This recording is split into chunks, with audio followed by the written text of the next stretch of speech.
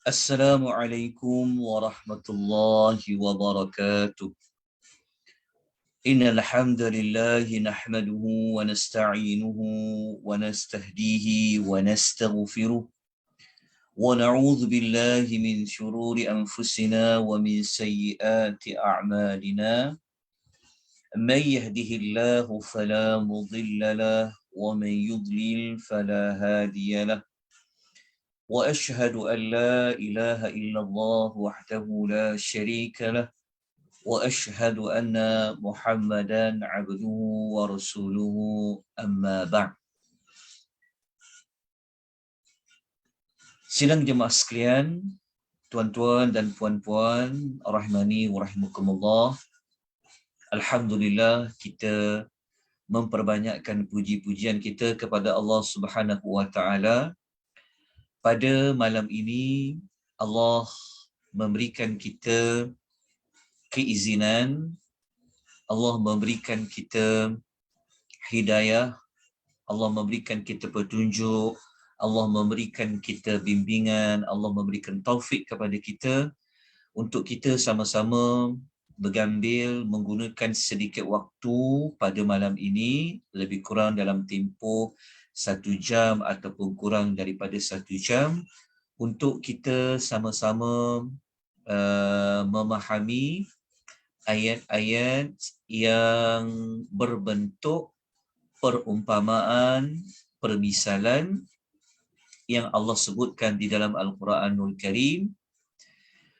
Daripada pemahaman kita tentang perumpamaan tersebut, sudah pasti ada banyak teladan pengajaran yang boleh kita jadikan sebagai panduan dalam hidup kita, yang mana alhamdulillah malam ini kita akan memasuki perumpamaan yang kedua yang berada di dalam suratul Baqarah ayat 19 dan ayat yang ke-20 yang berada pada muka surat yang keempat di dalam mushaf.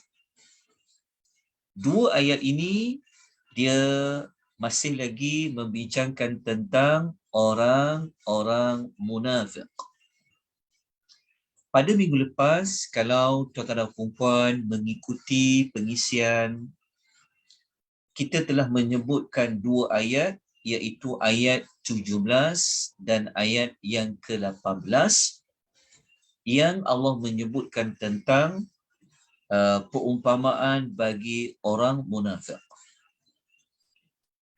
Ayat 17 dan ayat yang ke-18 suratul Baqarah diumpamakan orang munafik itu seperti api yang telah dinyalakan. Manakala ayat yang ke-19 dan ayat yang ke-20 pada malam ini, Allah misalkan orang munafik ini dengan dikaitkan dengan air hujan yang lebat yang diturunkan oleh Allah daripada langit. Sangat sangat cantik perumpamaan yang Allah gunakan untuk Allah memberitahu tentang orang munafik ini. Allah kaitkan dengan api, Allah kaitkan dengan air. Dan kita sedia maklum, api dan air memang tak boleh dipisahkan dalam kehidupan kita. Kita sedia maklum, api ada banyak manfaat. Air hujan yang turun pun ada banyak manfaat. Namun begitu, api juga kadang-kadang ia mendatangkan kemudaratan. Begitu juga air yang lembat pun boleh mendatangkan kemudaratan. Kedua-dua sudut tersebut ia dinyatakan oleh Allah dalam bentuk perumpamaan yang insya-Allah kita akan kupas tentang perumpamaan yang kedua bagi orang munafik, seperti air hujan yang Allah turunkan daripada langit. Sebelum kita masuk kepada ayat 19 dan ke-20, insya-Allah sebentar lagi saya akan tunjukkan nota ringkas yang mengandungi ayat 19, 20 bersama dengan terjemahannya, bersama dengan beberapa kupasan tafsiran daripada para ulama tafsir. Jadi sebelum kita pergi ke ayat yang ke-19 dan 20, izinkan saya mengulangi sedikit apa yang telah kita pelajari pada minggu lepas tentang ayat nombor 17 dan ayat nombor 18. Baik. Semasa kita baca ayat yang ke-17, tuan-tuan akan menemui Allah menyebutkan perkataan alladhi. Ayat 17 tu tuan-tuan perempuan, kalau kita baca dia, kita akan jumpa ayat tu berbunyi a'udzubillahi minasyaitonirrajim mathaluhum kamathalil ladzi. Tuan-tuan bulatkan perkataan alladzi. Alladzi tu maksudnya adalah yang. Kamathalil ladzi. Mereka itu seperti pemisahan yang, kan. Alladzi tu maksudnya alladzi adalah kita kata apa? Kita kata ia adalah berbentuk yang. Alladzi. Okey, alladzi istauqada nara. Sebelum perkataan istauqada, kita akan jumpa perkataan alladzi. Perkataan alladzi dia duduk tengah-tengah selepas di antara perkataan kalimah kamathali dan perkataan istauqada. Okey. Kenapa dengan alladzi? Okey, alladzi ni jika kita perhalusi, alladzi ni dia digunakan sebenarnya adalah untuk satu orang. Alladzi tu yang. Yang digunakan hanya untuk satu orang. Digunakan untuk singular. Digunakan untuk mufrad. Tetapi ayat ini tentang orang munafik. Orang munafik ni ramai. Tapi kenapa Allah guna alladzi? Sepatutnya kalau ramai orang munafik, maka kena gunalah alladzina. Sepatutnya alladzi tu lepas huruf ya tu dia akan ada nun. Alladzina. Kenapa Allah guna alladzi? Yang merujuk kepada seorang, tetapi bukan seorang. Maksudnya ramai. Orang munafik ni sebenarnya mereka seperti orang yang menghidup nyalakan api. Tapi adakah seorang yang nyalakan? Kenapa Allah gunakan alladzi itu untuk seorang, sedangkan ayat ini untuk ramai orang munafik?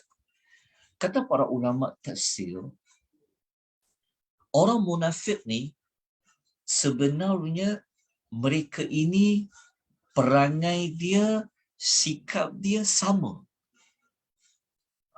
Kita cakaplah apa je orang munafik, dia tetap sama dari sudut ciri kenifakan itu. Dia sama. Jadi tak perlulah sebut alladzina, cukup sebut alladzi. Alladzi tu sebenarnya walaupun digunakan untuk seorang tapi merujuk kepada ramai orang munafik. Kenapa cukup guna alladzi, tidak guna alladzina? Kerana orang munafik ini mereka semuanya sama mempunyai sifat nifaq yang ada di dalam hati mereka. Itu kehalusan pada penggunaan kalimah alladzi. Kemudian dalam ayat tersebut, kenapa Allah umpamakan mereka ini seperti yang menyalakan api? Kenapa digunakan menyalakan api? Kenapa digunakan api itu? Sudah pasti kita semua sedia maklum. Seperti saya sebut tadi peringkat permulaan. api dia memberikan banyak manfaat. Betul tak? Untuk dapatkan cahaya dia, untuk masak, untuk apa, sebagai lampu. Orang dulu memang dia gunakan api untuk dia berjalan. Betul tak? Untuk dia bergerak, dia perlukan api. Untuk hangatkan badan dia, dia menggunakan api. Untuk dapat cahaya, untuk membaca ke, nak apa ke, mereka memerlukan api. Jadi, memang tepat Allah menggunakan dengan mereka yang menyalakan api. Okey. Apa perkaitan api dengan Islam, dengan wahyu Quran? Itu perumpamaan yang sebenarnya Allah Ta'ala nak katakan bahawa di sebalik perumpamaan itu, sebenarnya Allah nak menyebut tentang wahyu Al-Quran. Yang kita tahu wahyu Al-Quran itu membawa Islam, membawa iman.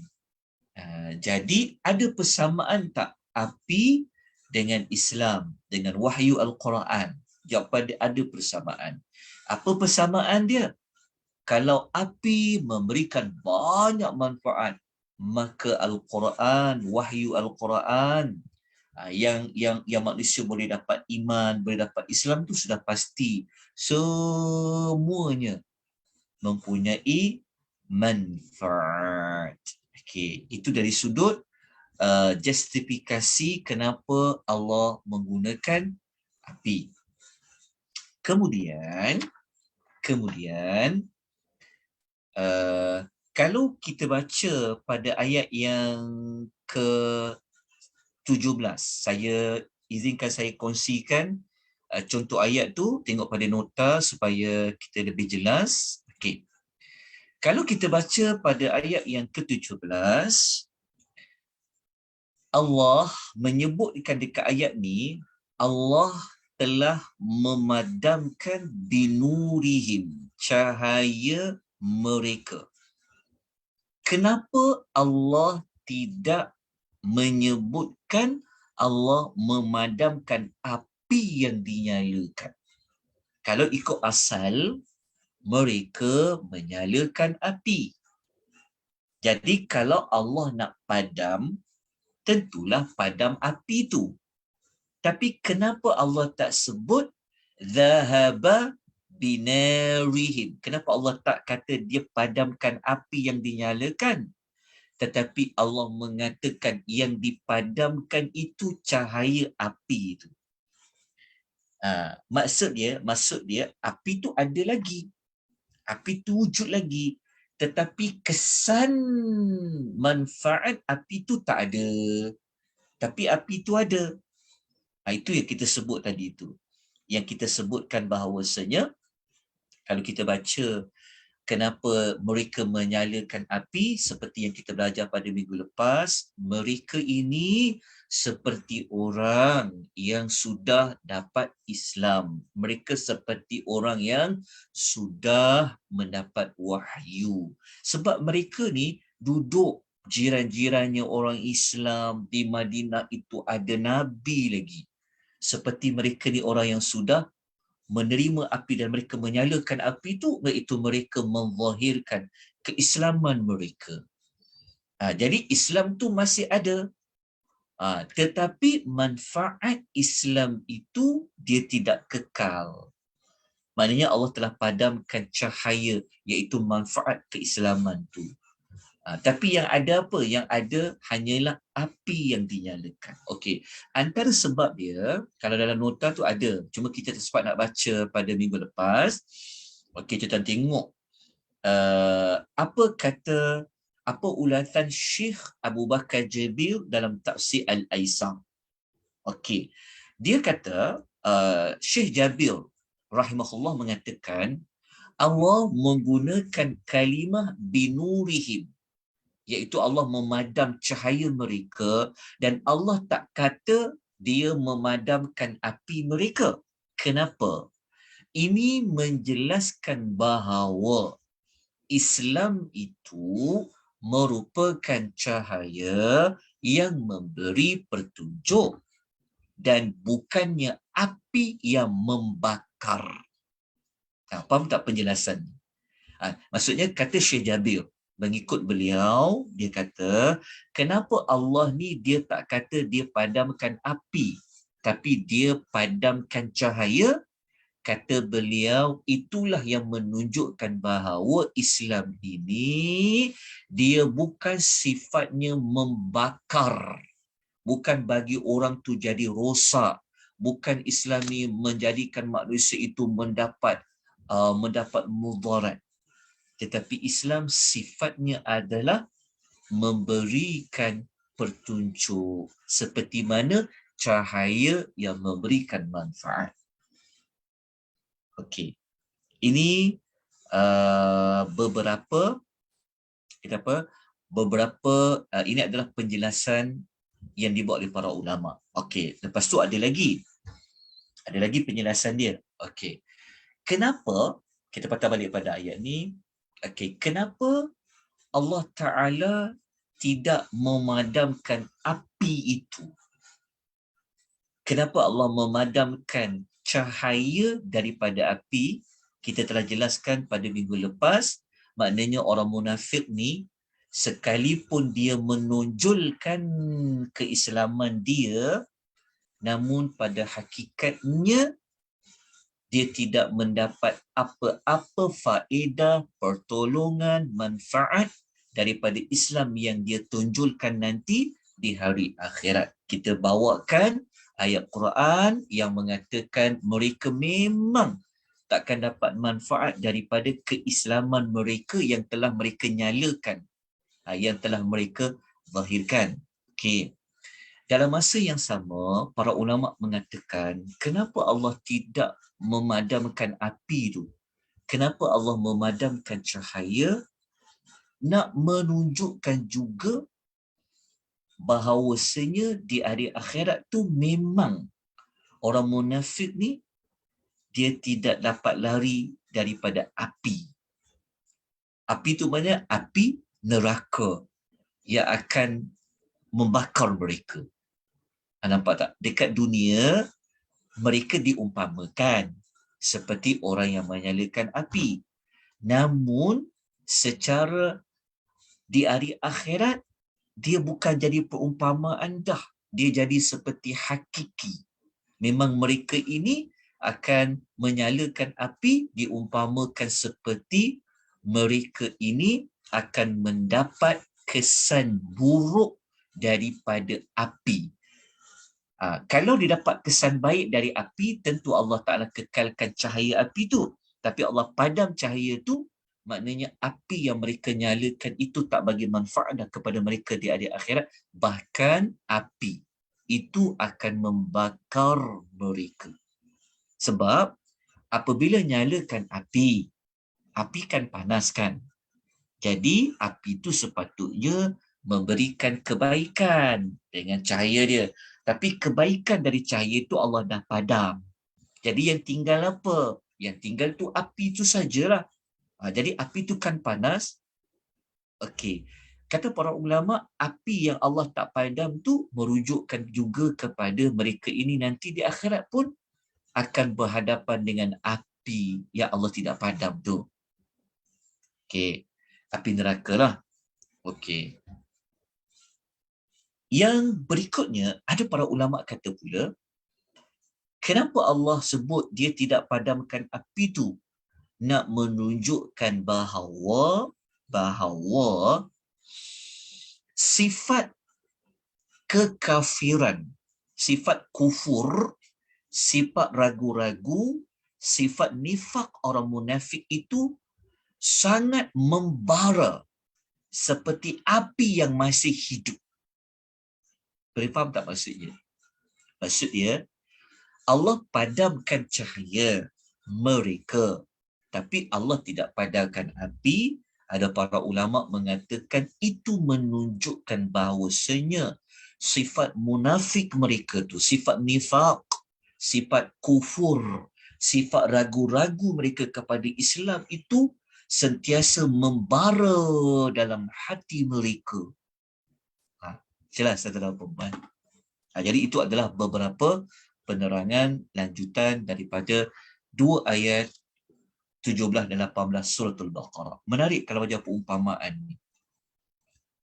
Dia akan beri kita kepada makna yang pelbagai. Tersurat kita jumpa, tersirat kita jumpa, lepas tu jumpa lagi di sebalik kupasan tentang api orang munafik tadi. Itu kita telah ceritakan sebersedikit pada siri yang pertama. Okay, sekarang kita nak pergi kepada ayat yang berikutnya 19 dan 20. Okey, boleh tuan-tuan lihat pada skrin Zoom ni, saya kongsikan ayat tersebut. A'udzubillahi minasyaitonirrajim. A'udzubillahi minasyaitonirrajim. Au kathayyibim minas sama'. Atau seperti.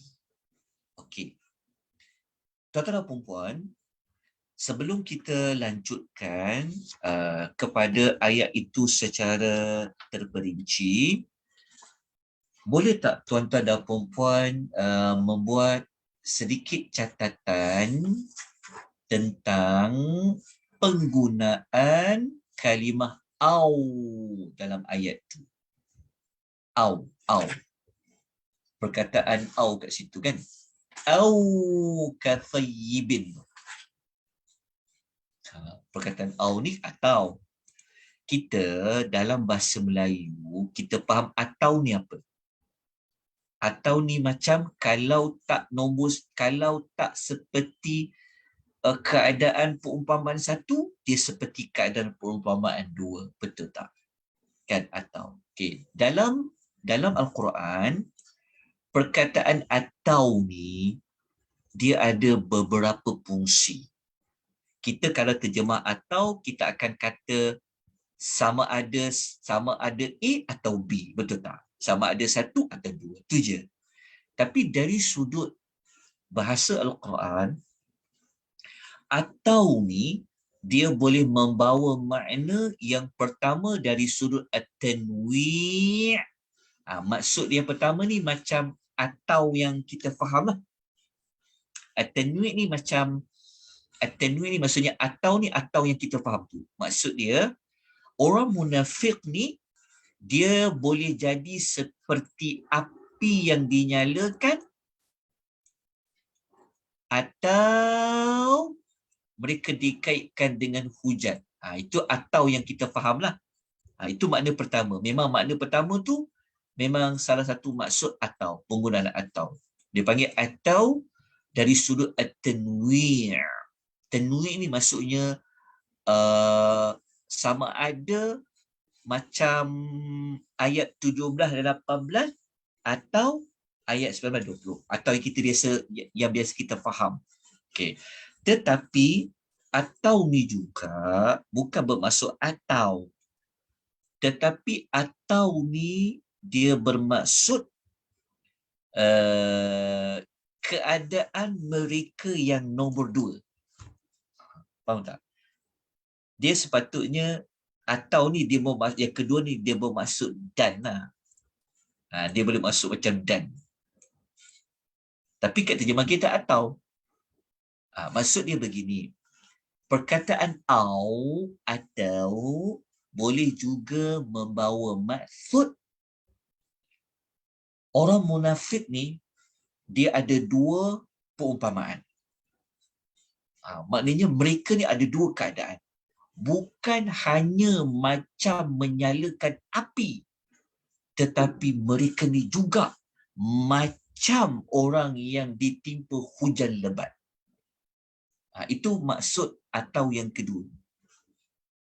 Tapi kalau atau yang pertama, maknanya orang munafik ni dia perangai dia, karakter dia sama ada. Dia bukan bisa ambil sama ada lah. Sama ada dia seperti orang yang menyalakan api ataupun dia seperti ditimpa hujan lebat. Dia macam boleh jadi nombor 1, boleh jadi nombor 2. Tapi atau dekat sini juga au bermaksud dan. Maknanya dua-dua. Mereka maknanya orang munafik ni diumpamakan mempunyai dua-dua karakter ni. Maknanya atau. Okey, jelas tak tuan-puan? Boleh faham? Dapat Jelas, tak, Mak? Okey. Jelas, perlu saya terangkan lagi. Okey. Jelas Okey. So orang munafik ni pada ayat ni Allah umpamakan mereka seperti minas sayyibin. Sayyibin iaitu hujan yang lebat. Minas sama daripada langit. Maksudnya orang munafik ni adalah seperti orang yang ditimpa hujan yang lebat daripada langit. Okey. Hujan ni kenapa kita terjemah dengan hujan yang lebat?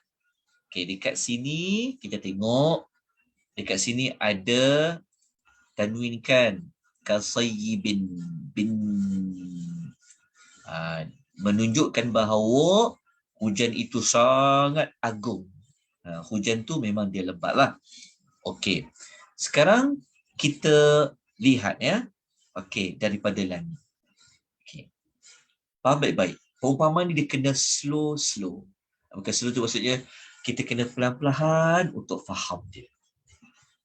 Sangat bagus kalau dijadikan sebagai soalan kepada anak-anak kita belajar Quran.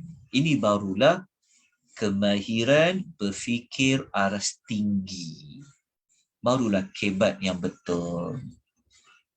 Berfikir melalui Al-Quran. Okey.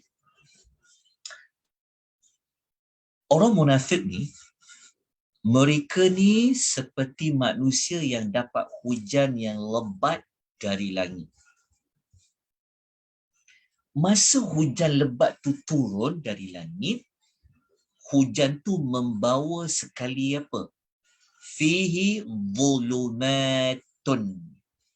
Dibawa sekali bersamanya gelap gelita. Gelap gelita tu kita fahamkan hujan kalau dia turun, kan orang katakan kenapa orang kata kenapa langit ni kalau hujan nak turun langit tu cerah ke langit tu gelap? Gelap Ustaz. Gelap, orang kata mendung kan. Okey, maknanya langit tu gelap. Ayat ni disebutlah, maksudnya hujan yang nak menimpa kepada orang munafik ini bersamanya ada gelap gelita, zulumatun. Gelap gelita tu maksudnya mungkin kita nampak awan yang gelap. Gelap gelita. Okey. Kenapa Allah nak masukkan juga tentang gelap bersama gelap gelita tu? Mungkin hujan tu turun waktu malam pun dah memang gelap. Lepas tu pula langit tu nak hujan pun gelap, awan pun gelap. Okey. Fahamkan dulu. Okey. Lepas tu bersama hujan tu nak turun dari langit, Allah kata ada apa? Wara'dun. Ada guruh. Wa barqun. Ada kilat. Okey. Jelas Faham kan? Okey, isu dia sebenarnya Allah nak cerita tentang hujan yang telah diturunkan dari langit yang telah menimpa orang munafik. Tapi waktu hujan tu dia nak turun tu bersamanya gelap gelita, bunyi guruh, nampak kilat. Okey. Orang munafik ni apa dia buat? Ketika mana mereka ditimpa hujan yang lebat dari langit, bersama hujan itu gelap gelita, bunyi guruh yang kuat, ada kilat yang nampak cahaya dengan jelas, mereka orang munafik ini yaj'aluna asabi'ahum fi adhanihim. Mereka menyumbat jari-jari mereka ke dalam telinga masing-masing minas sawa'iq, daripada mendengar bunyi pertit itu. Kenapa? Hadzaral maut, kerana mereka takut mati. Okey. Dah faham ayat? Kita kena berhenti ayat ni dekat sini dulu. Lepas tu baru kita masuk wallahu muhitun bil kafirin. Padahal pengetahuan kekuasaan Allah tu meliputi orang kafir. Okay. Kalau kita faham ayat ini, lapisan yang pertama, kita faham, orang munafik ni, mereka diumpamakan seperti mana keadaan hujan lebat yang turun dari langit. Hujan tu pula membawa bersamanya benda-benda yang menakutkan. Seperti apa? Tengok langit gelap, kan? Ada guruh, bunyi guruh yang kuat. Lepas tu ada kilat pula. So orang-orang munafik ni ketakutan. Mereka menyumbat telinga-telinga mereka. Kan? Kalau kita baca ayat ni kan, kenapa sampai Allah perincikan cara mereka takut tu? Kenapa mereka menyumbat cari dalam telinga? Kenapa? Sebenarnya Allah nak kata betapa takutnya orang munafik ini ketika mana hujan tu lebat dari langit. Okey. Sebenarnya Allah nak kaitkan tentang apa ni orang munafik ni. Okey, begini.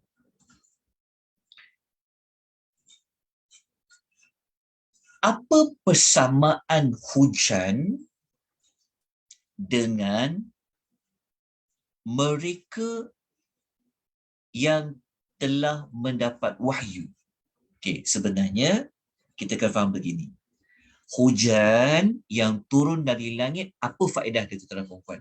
Apa faedah dia? Menyuburkan bumi. Kita tahu hujan ada banyak manfaat. Betul tak? Banyak manfaat hujan. Okey. Kenapa dengan hujan yang lebat yang turun ni? Okey. Sebenarnya Allah Ta'ala nak kaitkan hujan turun yang lebat dari langit ini seperti mana orang munafik mereka menerima wahyu dari langit. Okey. Kan ayat tu dikata orang munafik ditimpa hujan lebat dari langit. Nak dikatakan orang munafik ni mereka telah menerima wahyu yang turun dari langit. Okey. Nak tahu penjelasan dia, kita lihat apa ulasan ulama tafsir. Okey, dalam tafsir Adwa' al-Bayan, Syekh Muhammad Al-Amin Asy-Syanqiti rahimahullah, beliau menjelaskan, dia kata, pada ayat ini, ayat 19 ni, Allah menyerupakan petunjuk dan ilmu yang dibawa oleh Rasulullah sallallahu alaihi wasallam ini sama macam hujan. Kenapa sama macam hujan? Okey, dia bagi penjelasan. Dia kata dengan adanya ilmu hidayah tersebut, maka roh-roh manusia menjadi hidup sebagaimana adanya hujan. Maka kalau dapat hujan, tubuh-tubuh manusia pun dapat tetap hidup. Okey, maknanya kita dapat isyarat yang awal, hujan yang lebat dari langit itu sebenarnya nak dikaitkan dengan wahyu yang Allah turunkan daripada langit. Okey. Kalau hujan yang lebat yang turun itu memberikan manfaat, Apa manfaat hujan tu kalau manusia dapat menghidupkan, betul tak? Dengan air hujan, semua makhluk boleh hidup dengan air tadi. Okey, jelas. Macam tu jugalah wahyu yang Allah turunkan dari langit pun dapat menghidupkan roh manusia. Okey. Kita kena ambil dulu hujan tu dulu. Nak kena dikaitkan dulu. Okey. Kita tengok okay, kita faham ayat ni kan? Okey. Sebelum kita lanjutkan dengan kegelapan tu, bersama kegelapan tu, mari kita cari persamaan antara hujan lebat dengan wahyu Al-Quran yang disampaikan oleh Nabi SAW kepada orang munafik. Okey. Persamaan hujan dengan wahyu ni, persamaan dia pertama, kedua-duanya datang dari langit.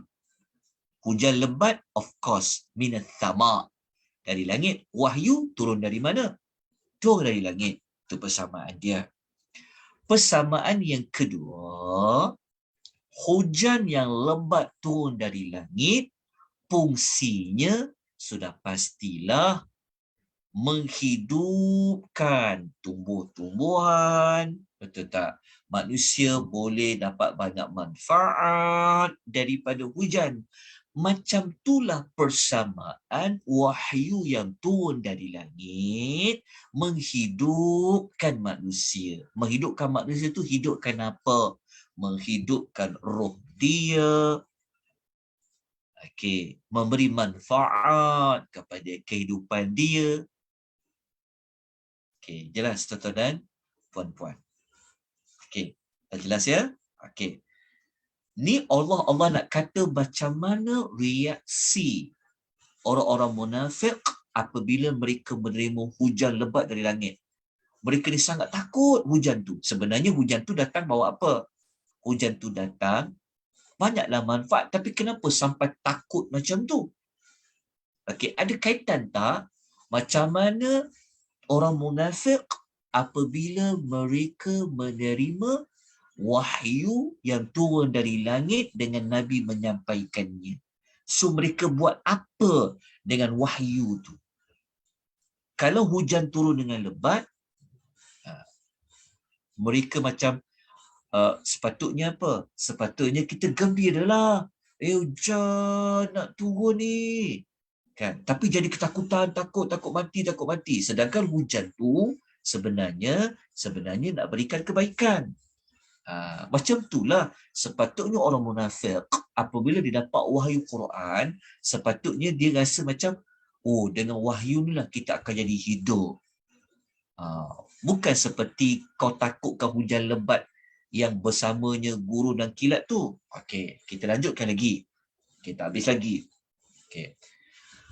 Ayat tu kata pula, bersama hujan tu ada kegelapan, lepas tu ada gurun dan ada kilat. Okey. Kita ni takut juga kan kalau ada dengar gurun. Lepas tu kalau kita tengok langit ni gelap je kan, kita bimbang kan, apa ni nak berlaku kat langit ni? Okey, maknanya Allah ni Allah nak menyebutkan bahawa walaupun langit ni sebenarnya membawa berita gembira kan, nak menghidupkan tanam-tanaman, kita pun boleh minum, tapi kenapa Allah kata macam bersamanya menakutkan? Gelap gelita, ada gurun, ada kilat. Cuba kita samakan dengan Quran. Wahyu. Sebenarnya wahyu ni pun sama juga. Bukan semua ayat-ayat Quran, wahyu Quran ni bagi berita gembira je. Ada tak wahyu Al-Quran yang kata nanti kena azab, nanti dapat murka Tuhan? Sama tak? Samalah macam hujan tu. Hujan, dia turun, dia boleh menakutkan manusia juga sebab dengan guruhnya, ada kilatnya. Macam tu juga ada Quran. Wahyu Quran ni pun macam tu juga. Bukan hanya Quran itu turun macam syurga aja dia cerita. Betul tak? Cerita pasal pahala saja. Tetapi isi kandungan wahyu Al-Quran itu juga dia sama seperti ada kilat, ada guruf. Maknanya wahyu Al-Quran ni juga dia juga datang dalam bentuk menakut-nakutkan manusia. Kalau buat macam ni, nanti dapat murka Tuhan. Kalau buat macam ni, nanti diazab. Okay, itu persamaan yang kita dah nampak dah. Okay, nak lebih jelas lagi, apa kaitan guruf dengan Quran? Apa kaitan kilat dengan Quran? Apa kaitan gelap gelita dengan Quran? Jadi kita sebut secara umum, dia menakutkan. Gelap gelita takut, guruf takut, kilat pun kita takut. Okey, membawa maksud secara umum Quran ni juga ayat-ayatnya pun menakutkan kita juga. Sebab tu ada cerita pasal neraka dan sebagainya. Okey. Sekarang kita perincikan lagi. Okey. Kegelapan dekat sini kata Syekh Muhammad Al-Amin Asy-Syamquti, dia kata fihi dhulumat ni Allah Ta'ala menyerupakan keraguan yang ada dalam diri orang-orang munafik terhadap Al-Quran seperti Quran, hujan tu turun bersama dengan kegelapan-kegelapan. Faham tak maksudnya? Maksud dia, walaupun wahyu Al-Quran itu fungsinya untuk menghidupkan hati-hati manusia, tetapi masih lagi ada apa orang munafik ni? Dia ada sifat ragu-ragu, ada sifat kufur. Sebab itu, walaupun hujan tu turun, kan, itu turun, Allah turunkan, tetapi dalam masa yang sama, hati-hati orang munafik ni macam tak boleh terima juga. Dalam hati-hati mereka ni ada kegelapan-kegelapan. Seperti mana kegelapan-kegelapan hujan. Ada keraguan, ada kekafiran dalam hati orang yang munafik. Okey. Sekarang kita nak tengok pula.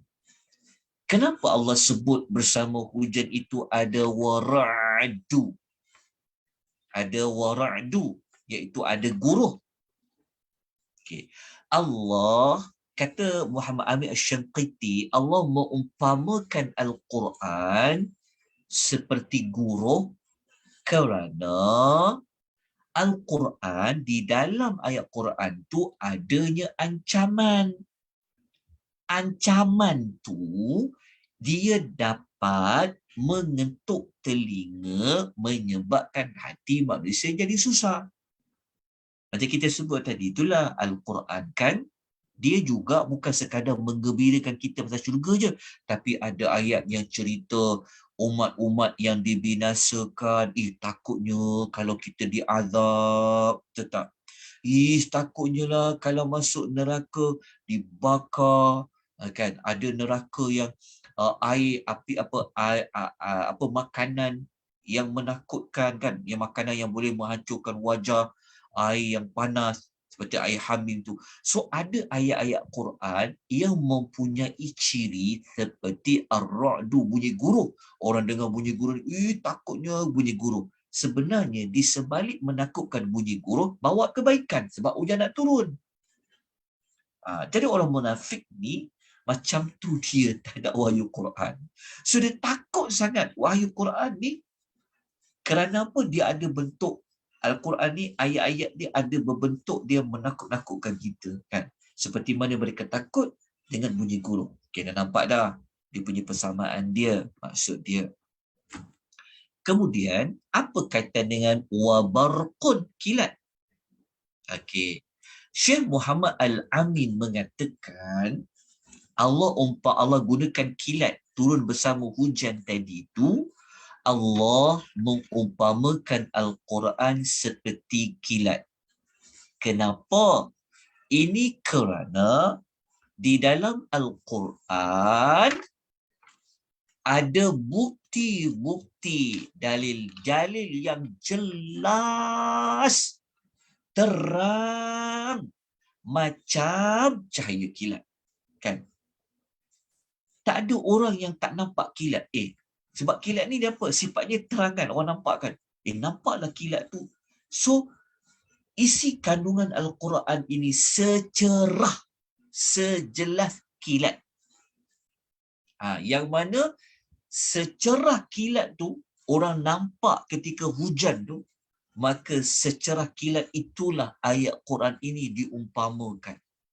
Maknanya terang, jelas, bukti-bukti ayat Quran itu yang menunjukkan mana yang benar, mana yang salah. Jelasnya ayat Quran itu seperti kilat yang turun ketika hujan.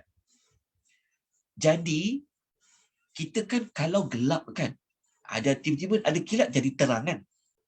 Jadi Al-Quran ini dia merupakan cahaya seperti kilat yang datang tadi tu. Allah nak gunakan menghilangkan gelapnya kebodohan. Mula-mula kita rasa gelap, jahil, tiba-tiba teranglah dengan apa? Dengan ayat Quran. Seperti mana kilat, kalau kita balikkan gelap, kita nampak cahaya. Untuk menghilangkan keraguan, untuk menghilangkan kemusyrikan. Sebagaimana kegelapan malam dihilangkan dengan cahaya yang terang melalui kilat tadi itu. Okey. Kita nampak ke? Tak nampak. Jelas. Okey. Nak lebih jelas lagi, betul ke ayat-ayat Quran ini umpama seperti kilat yang nampak jelas, yang terang? Okey, ada ayat Quran lain. Seperti mana dalam surah An-Nisa ayat 174, memang Allah Ta'ala kata sifat Al-Quran itu menerangi. Allah kata, Ya ayyuhan nasu qad ja'akum burhanum min rabbikum. Wahai manusia, sesungguhnya telah datang kepada kamu bukti kebenaran daripada Tuhan kamu. Wa anzalna ilaikum nura mubina, dan kami telah turunkan kepadamu cahaya yang menerangi. Jadi sifat Al-Quran seperti cahaya yang menerangi. Jadi Allah nak bagi nampak cahaya yang terang tu macam apa? Alah, macam hujan turun, masa tu kau nampak ada kilat-kilat. Masa kilat tu ada, nampak tak terang? Yalah, mula-mula gelap, tiba-tiba menjadi terang sebab nampak kilat tu. Itulah ayat Quran yang berfungsi mengilatkan kebodohan, mengilatkan keraguan. Memberi cahaya. Tetapi orang munafik buat apa dengan wahyu Quran tu? Dia takut dia melarikan, tutup telinga dia dengan bunyi guruh tu. Sebenarnya guruh tu memanglah kita takut, tapi itulah sebenarnya bagi kita berita baik, hujan nak turun, walaupun bunyi menakutkanlah, tetapi membawa kita kebaikan. Macam itulah Al-Quran, walaupun ayat-ayatnya ada ancaman, kalau buat ni macam ni nanti diazab, sepatutnya kita ni terimalah ayat tu walaupun bentuk ancaman. Seperti kita menerima guruh yang datang. Hujan nak turun, buat kebaikan walaupun menakutkan. Macam tu juga ayat Quran yang berbentuk ancaman, sepatutnya kita apa? Kita terima akan ancaman tersebut kerana dia akan memberikan kebaikan kepada kita. Begitu juga dengan kilat tadi tu. Begitulah cahaya Al-Quranul Karim. Al-Quran yang turun tak bawa matilah. Seperti mana mereka takutkan, masukkan telinga, masukkan jari-jari tangan ke dalam telinga mereka. Takut. Seolah-olah ada wahyu Quran tu, korang tutup telinga-telinga korang.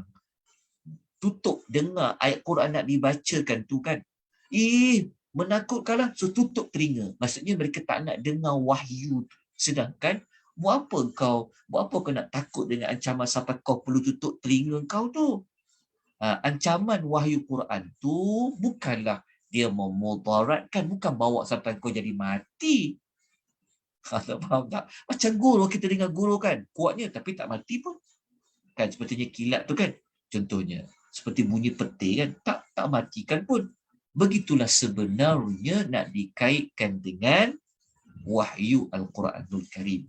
Okey, ada satu ayat lain yang saya datangkan juga nak menunjukkan tentang bagaimana Al-Quran itu menghidupkan kita, seperti mana air lebat hujan yang turun-turun menghidupkan kita. Allah sebut dalam surah Asy-Syura ayat nombor 52, ayat nombor 52. Allah kata, "Wa kadzalika awhayna ilaika ruham min amrina." Macam itulah kami mewahyukan kepadamu Muhammad roh. Al-Quran ni dia memegang sifat dia seperti roh. Allah kata, demikianlah kami mewahyukan kepada kamu Muhammad roh daripada perintah kami. Roh dekat sini apa? Maksudnya adalah Al-Quran, ayat-ayat Quran. Allah kata dia seperti Allah bekalkan roh kepada kita. Jadi nak pastikan kita ni hidup, roh kita hidup, maka kita memerlukan wahyu Quran. Macam tu jugalah memerlukan hidup, nak makan, nak minum, maka kita memerlukan air hujan yang turun daripada langit. Tetapi kita pun sedia maklum, air hujan ni kadang-kadang dia boleh menyebab jadi apa? Jadi banjir, betul tak? Kan air hujan ni kadang-kadang dia boleh bawa mudarat. Macam tu juga wahyu Quran. Bukanlah wahyu Quran ni tak bagus, maksudnya wahyu Quran ni juga ada ayat-ayat yang merujuk kepada adanya azab. Jadi saya sebut tadi itulah. Kan Al-Quran ni bukan sekadar nak bagi berita gembira je. Berita yang baik-baik je. Macam mana kita tahu hujan ni bagi yang baik-baik je. Tak, hujan ni juga ada kala boleh jadi banjir. Boleh merosakkan harta benda. Begitu juga Al-Quran. Dia juga mendatangkan ayat-ayat yang memberitahu janji kau dapat azab, kau dapat benda-benda yang neraka. Begitulah persamaannya hujan yang lebat dengan wahyu Al-Quran yang Allah turunkan. Okay. Jadi, dah faham ayat tu, barulah kita tahu hujungnya. Allah kata, "Wallahu muhitun bil kafirin." Allah tu dia meliputi orang-orang kafir. Maksud dia apa? Allah meliputi orang yang kafir itu, apa maknanya? Kata para ulama tafsir seperti mana kata Ibnu Katsir dalam Sibah, seperti mana kata Imam Syinqiti, ayat wallahu muhitun bil kafirin, ada sebagai ulama mengatakan ayat ini bermaksud Allah akan menghancurkan mereka. Allah menguasai orang-orang kafir ni. Sebab tadi kan orang munafik kan tadi dia macam orang munafik kan dia takutnya nanti peti-peti ni akan matikan kita. Sebab tu dia tutup telinga kan. Allah nak bagi tahu seolah-olahnya korang tutup telinga ke, korang tak tutup telinga ke, Allah tu menguasai kamu. Allah meliputi kamu. Allah boleh menghancurkan kamu. Kan? Tanpa tutup telinga pun, betul tak? Kan? Tanpa kamu lari menyorok pun, tetap kamu dikuasai oleh Allah. Kan? Kamu tutup telinga, wahai orang munafik.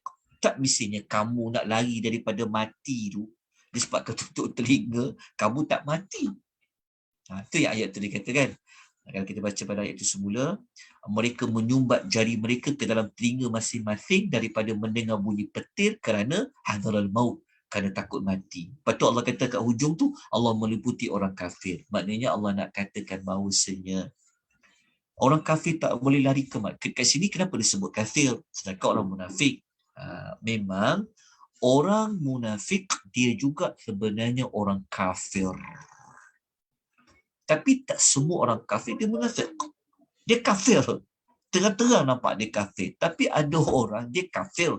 Tapi kekafirannya tak nampak kerana dia munafik. Jadi Allah bagi tahu kepada orang munafik.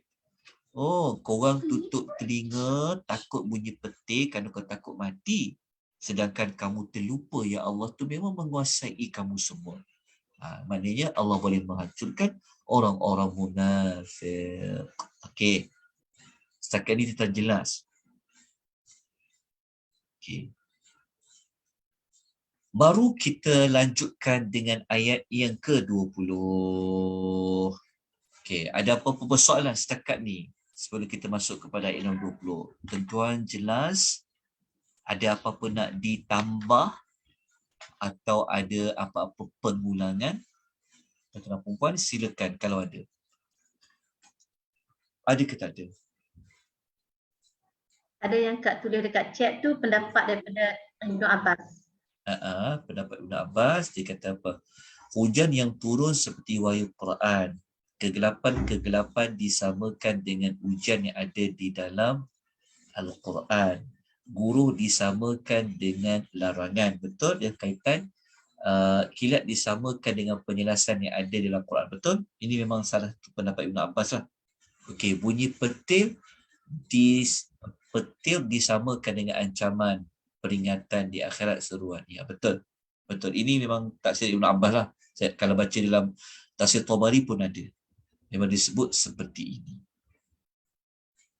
Boleh ambil lah tu manfaat kat situ. Kegelapan disamakan dengan ujian yang ada di dalam Al-Quran. Sangat tepat seperti mana yang diulas oleh Al-Imamu Ibnu Katsir. Okey. Jelas tuan-tuan dan puan, fahamkan. Jadi kita baca selama ni mungkin kalau kita tak belajar, kita tak tahu perincian, mungkin kita tahu sekadar yang terjemahan ayat tu lah kan. Tapi kenapalah mereka ni seperti air hujan yang lebat? Alhamdulillah, melalui tafsiran ayat kita faham. Selama ni sebut barqun yaj'a seperti wa ra'du wa barqun. Baru kita faham kan. Peti tu kenapa, guru tu kenapa. Okey, tuan-tuan, ada lagi penambahan tuan-tuan dan puan-puan? Jazakumullahu khair. Okey, ada lagi tuan-tuan dan puan-puan? Ada persoalan? Sebelum kita masuk kepada ayat 20 ya. Dekat Madinah ni orang munafik ni memang perangai dia memang dia suka macam orang kafir Quraisy ke? Dia orang suka letak jari dalam telinga macam tak mendengar apa wahyu yang turun yang disampaikan oleh Rasulullah. Wallahu a'lam. Tapi kalau kita baca ayat yang sebelum ini kan, ayat nombor 18 kan, mereka kan dapat mendengar tapi mereka tidak memanfaatkan pendengaran mereka. Maksudnya ada persamaan lah, ada persamaan dengan orang-orang kafir. Tapi orang kafir ni memang jelas terang-terang macam memang nak lari dari dengar Al-Quran tu. Tapi orang munafik kan dia duduk dekat bersama dalam keadaan orang mukmin ni, tetapi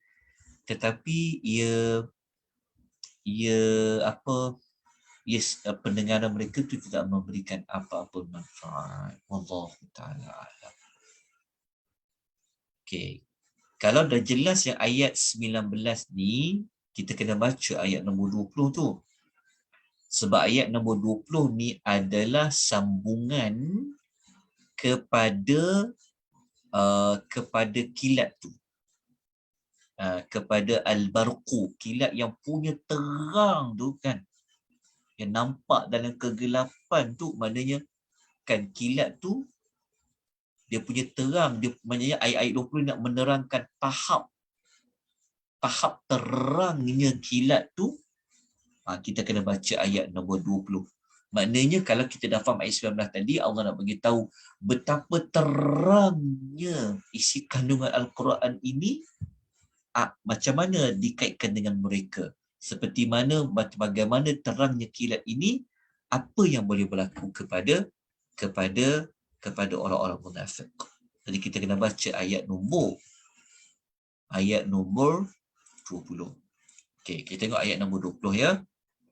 Kalau tak sempat nak ulas tak apa, nanti kita boleh ulas sambungan dia pada kuliah yang akan datang. Okey, kita tengok ayat dia.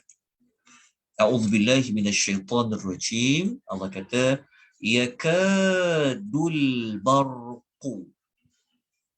Kilat itu hampir-hampir yakhtafu absaruhum, hampir-hampir menyambar penglihatan mereka. Maknanya punya terangnya kilat ni sampai mata mereka ni boleh jadi buta. Faham tak maksud dia? Betapa terangnya kilat tu. Nampak cerah, depan mata kita boleh jadi buta lah. Sebab betapa jelasnya kilat itu. Nanti kita kena kaitkan dengan Al-Quran lah. Okey.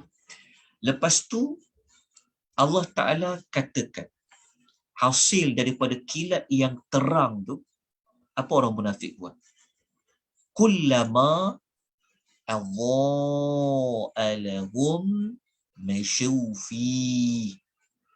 Setiap kali kilat yang terang itu menerangi mereka, mereka berjalan di bawah sinar itu.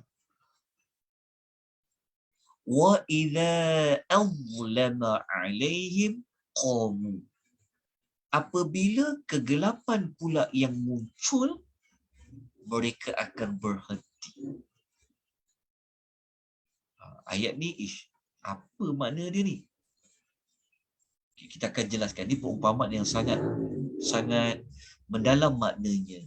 Okey, lepas tu Allah kata lagi, walau sya'allahu la dhahaba bisam'ihim wa absarihim. Allah kata sekiranya Allah ni dia berkehendak, jika dia mahu, Allah boleh sahaja hilangkan pendengaran mereka dan juga penglihatan mereka.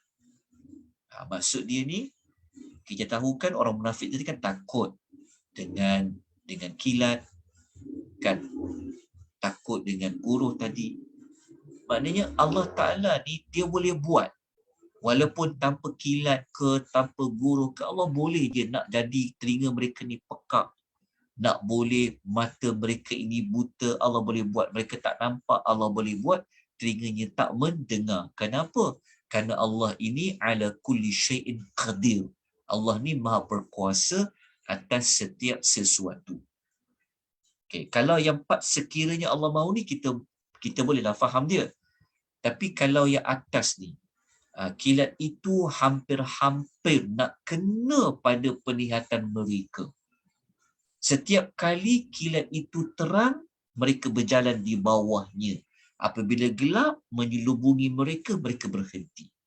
Kat sini yang kita memerlukan sedikit waktu untuk mengkaitkan dengan wahyu Quran. Sebab tadi kita dah kata kilat itu seperti mana jelasnya wahyu-wahyu Al-Quran. Kenapa kilat itu jelas mereka berjalan, kalau gelap mereka berhenti?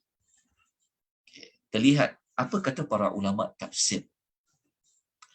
Okey, Allah kata kalau ikut Ibnu Katsir, kenapa kilat tu hampir-hampir menyambar mata-mata mereka? Dia kata kerana kuatnya kilat tu, hebatnya kilat tersebut. Dalam masa yang sama menunjukkan betapa lemahnya penglihatan. Nak dikaitkan juga betapa tidak teguhnya mereka dalam keimanan. Nak tunjukkan bahawa punya jelaslah ayat Quran ni kan, tak sepatutnya mereka tak nampak sebab dia umpama kilat. Kan?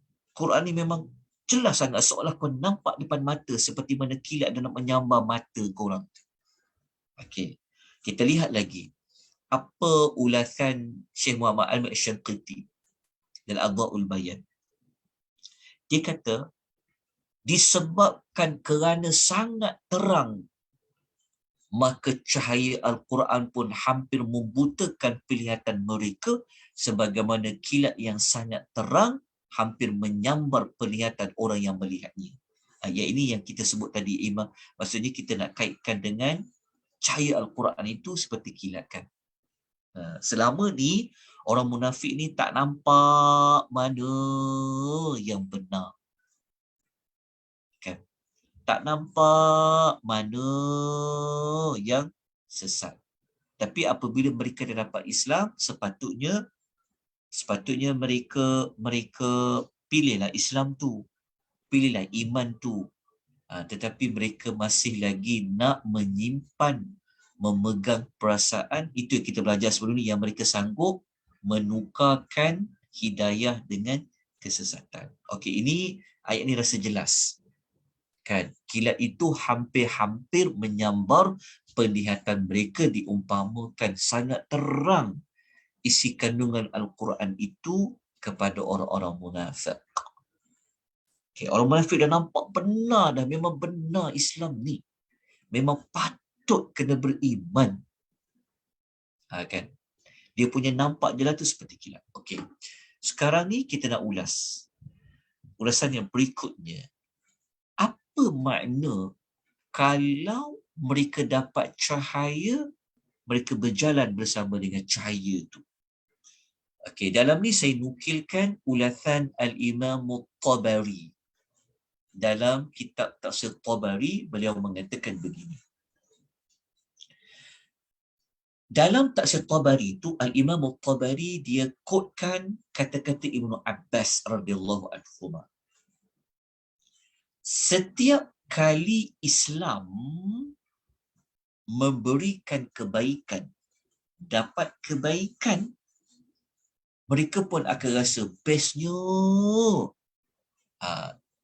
jadi Islam. Mereka rasa kuat, mereka rasa tenang. Macam cahaya lah kan. Apabila ada cahaya, mereka pun berjalan lah di bawah cahaya tu. Kan kita dah kaitkan tadi, cahaya apa? Cahaya wahyu Al-Quran yang membawa Islam. Apabila cahaya tu tak ada, mereka berada dalam kegelapan, mereka berhenti. Maksud dia apa? Menurut Ibnu Abbas radhiyallahu anhuma, setiap kali Islam ni kalau dia menerima kesusahan, musibah, mereka tak sabar. Mereka dah tak sanggup untuk melalui susah payah tu. Mereka akan kembali kepada kekufuran. Itu yang kata apabila gelap, mereka stop. Apabila terang, mereka jalan sama-sama dengan cahaya tu. Apabila cahaya tu tak ada, mereka akan berhenti. Okey. Jelas tak perempuan dekat makna ayat ni kan? Kita akan baca di sini. Mereka, setiap kali kilat itu menerangi mereka, mereka berjalan di bawah sinar itu. Maksudnya, mereka sama-sama dapat kepentingan, mereka sama-sama ambil manfaat. Tapi apabila gelap menyelubungi mereka, mereka berhenti. Maknanya mereka kata, mereka tak sukalah jadi Islam ni. Mereka kata macam susahlah Islam ni. Tak nak. Mereka tak boleh nak, tak boleh terima keadaan susah. Maklumat tu sebenarnya didokongi dengan ayat Quran tau. Ada dalam suratul Hajj ayat nombor 11. Allah Ta'ala cerita tentang bentuk manusia ni macam mana. Allah kata, wa minan nasi may ya'budullaha ala harfin. Dan ada di kalangan manusia yang menyembah Allah dengan pendirian yang tidak tetap. Fa'in asabahu, Allah kata, jika dia mendapat kebaikan, hatinya jadi apa? Senang hati dia dengan keadaan itu. Wa in asabatuhu fitnatun, dia buat apa? Dan jika dia ditimpa pula, ditimpa pula dengan apa?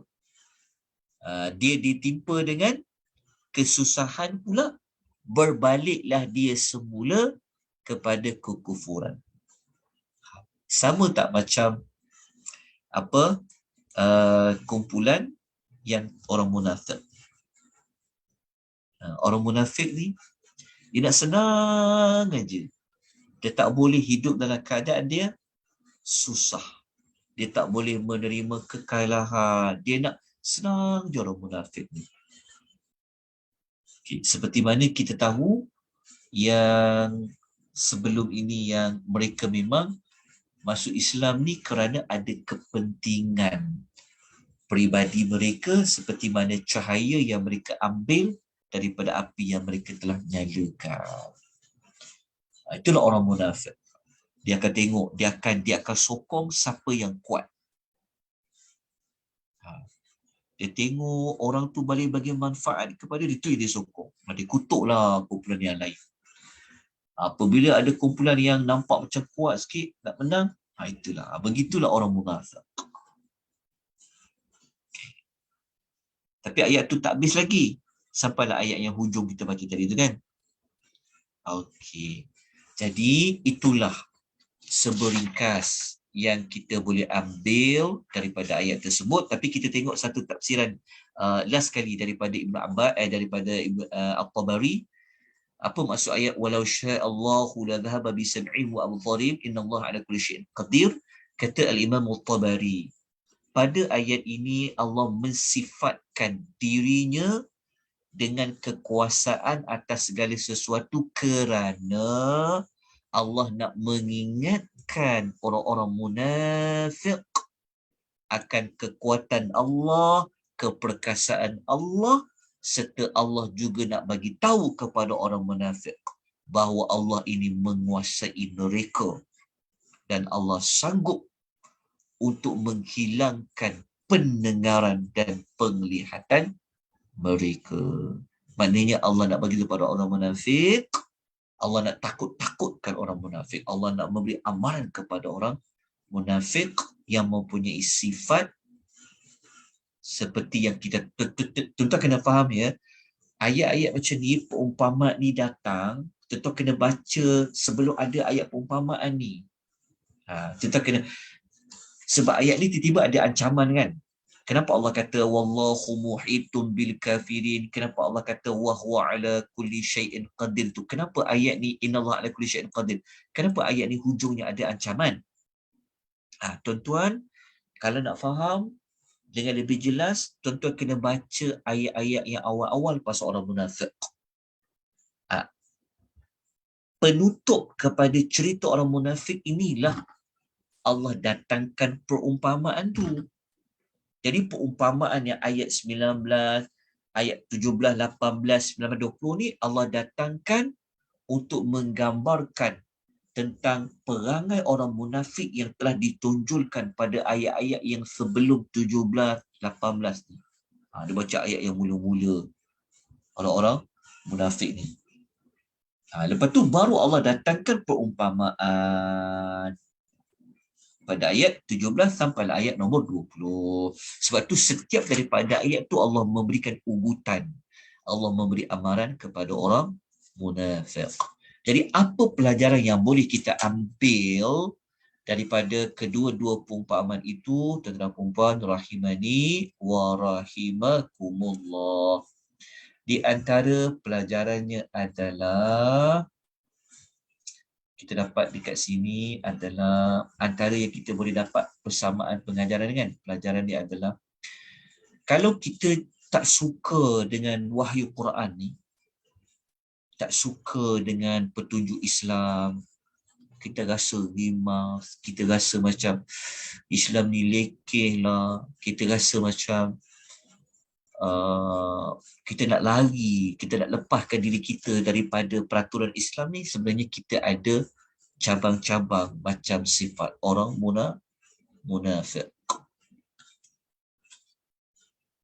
Macam orang munafik kan kita belajarkan orang munafik ni. Maksudnya dalam IC kita nama Islam, tapi hakikatnya kita tak suka Islam. Dialah yang kutuk Islam, dialah yang halang Islam disebarkan. Itu macam orang munafik. Lepas tu dia tak suka dengan dengan apa, dengan peraturan Islam ni. Dia macam sifat orang munafik yang takut dengan hujan tu, yang tutup telinga mereka tu. Okey. Kemudian apa kita dapat belajar juga dekat sini bahawa kehidupan kita yang sebenar adalah jika kita berada di bawah naungan Al-Quran. Kalau kehidupan kita sebenar, kalau kita nak hidup sebenar-benarnya kan, adalah kita hiduplah di bawah naungan petunjuk Al-Quran, fi dhilalil Quran. Sebab Al-Quran ini umpama hujan yang lebat yang menimpa kepada manusia. Jadi kita dapat belajar, rupa-rupanya walaupun kita hidup dengan makan, dengan minum, kan, tetapi kita belum sebenar-benar hidup. Hidup yang kita sebenar jika kita dapat hidup di bawah bimbingan petunjuk wahyu Al-Quranul Karim. Kita boleh tambah lagi beberapa teladan-teladan pengajaran yang lain. Wallahu ta'ala a'lam. Selesailah kita perumpamaan yang kedua dalam suratul Baqarah.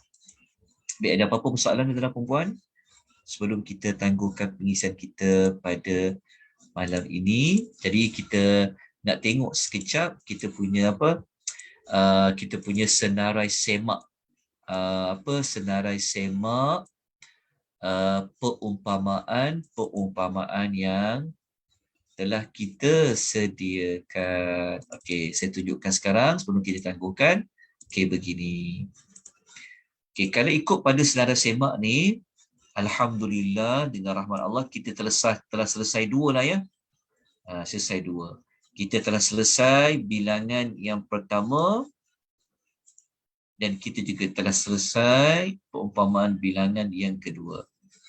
So minggu depan, hari Khamis pada Jumaat seperti ini, kita akan masuk kepada perumpamaan yang ketiga, iaitu masih lagi surah Al-Baqarah ayat 26, muka surat 65, kita akan tengok perumpamaan Allah jadikan nyamuk sebagai perumpamaan. Kenapa Allah sebut tentang nyamuk dijadikan dalam perumpamaan? Kita jumpa kan Allah sebut, kita belajar pasal api, kita belajar tentang manfaat hujan. Kali ini Allah bawa cerita tentang haiwan pula, dijadikan dalam perumpamaan. InsyaAllah kita bertemu pada minggu hadapan. Moga-moga kita sentiasa diberikan cahaya pada hati-hati kita untuk kita mudah memahami segala ayat-ayat Al-Quran. Kita dapat mesej yang sebenar, dapat peringatan, dapat ambil nasihat daripada perumpamaan yang kita belajar. Kalau tidak ada apa-apa soalan, kita tangguhkan pengisian kita pada malam ini dengan tasbih kafarah dan suratul Asr. Subhanakallahumma wa bihamdika asyhadu an la ilaha illa anta astaghfiruka wa atubu ilaih. Wal 'asr innal insana lafi khusr illa alladhina amanu wa 'amilus salihat wa tawassaw bil haqq wa tawassaw bis sabr. Wabillahi taufiq hidayah. Wassalamualaikum warahmatullahi wabarakatuh.